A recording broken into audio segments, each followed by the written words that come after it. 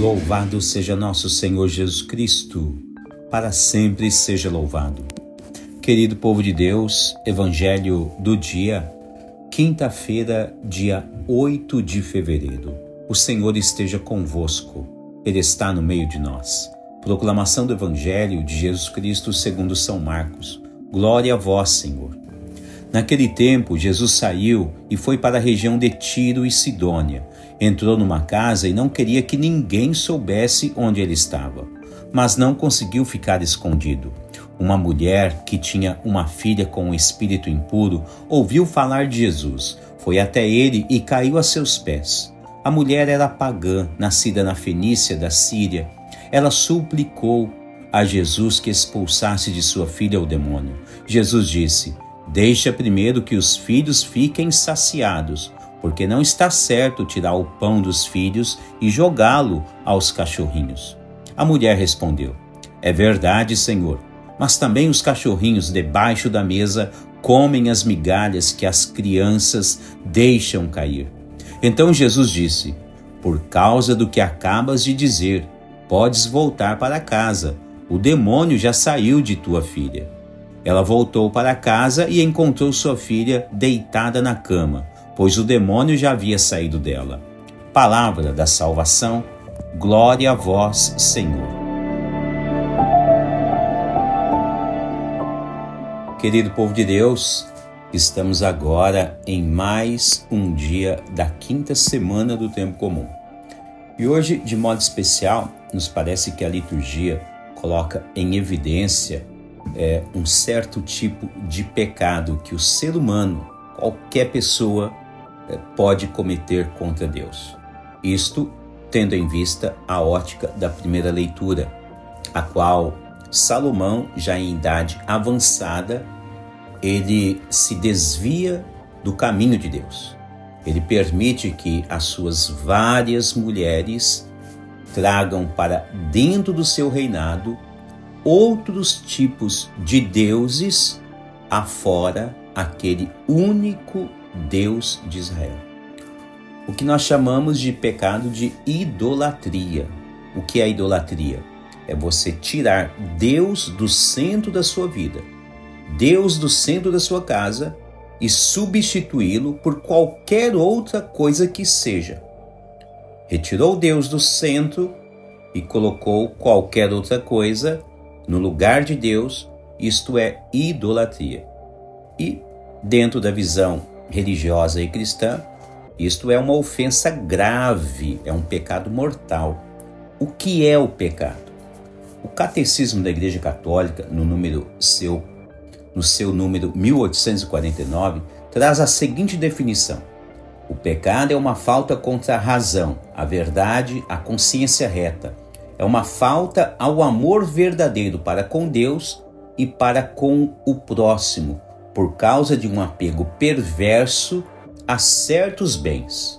Fere a natureza do homem e ofende a solidariedade humana. Foi definido como uma palavra, um ato ou um desejo contrários à lei eterna. Percebam bem que o magistério da Igreja, em uma linguagem muito simples, catequética e pedagógica, ela nos ensina que o pecado, em primeiro lugar, é uma ofensa contra Deus. Por que uma ofensa contra Deus em primeiro lugar?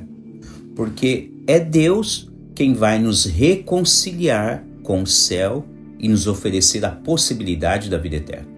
Portanto, não devemos romper a nossa amizade com Deus seguindo os nossos instintos, as nossas paixões pessoais, vivendo a nossa vida ao nosso bel prazer e se esquecendo de tudo aquilo que Deus nos instrui como devemos seguir na nossa vida diária.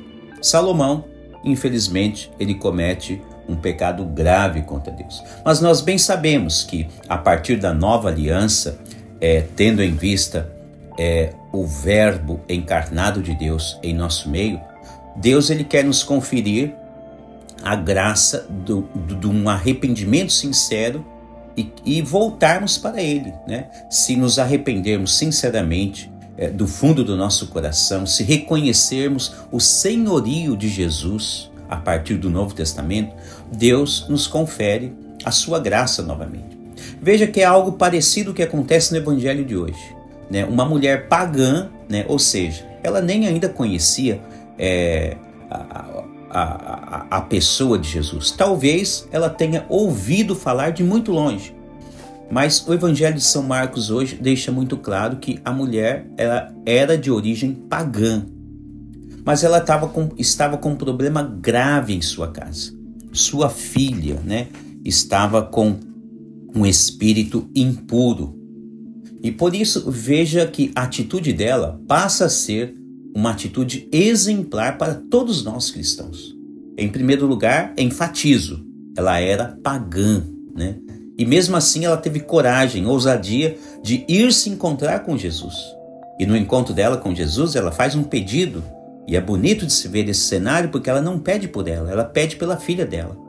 Ela pede que Jesus expulse o espírito mau da filha dela, pois a filha dela corre risco de vida. Jesus, em primeiro lugar, diz que ele veio para aqueles que são seus, ou seja, em primeiro lugar, Jesus veio para o povo judeu.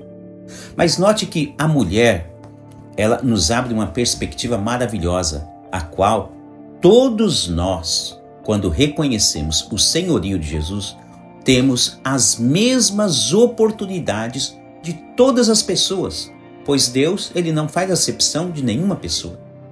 A mulher, mesmo sendo pagã, ela insiste, ela diz para Jesus que ela reconhece tudo que Jesus está dizendo, mas aqueles que são pagãos ainda vivem das sobras daqueles que são os filhos prediletos.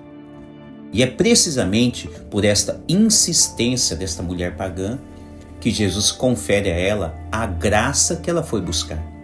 Ou seja, precisamos perseverar, insistir diante da graça que Deus tem para todos nós, seja numa visão pessoal, numa visão familiar, enfim. Apenas devemos estar sempre persistentes naquilo que Deus quer conceder a cada um de nós. Deus abençoe você e toda a sua família.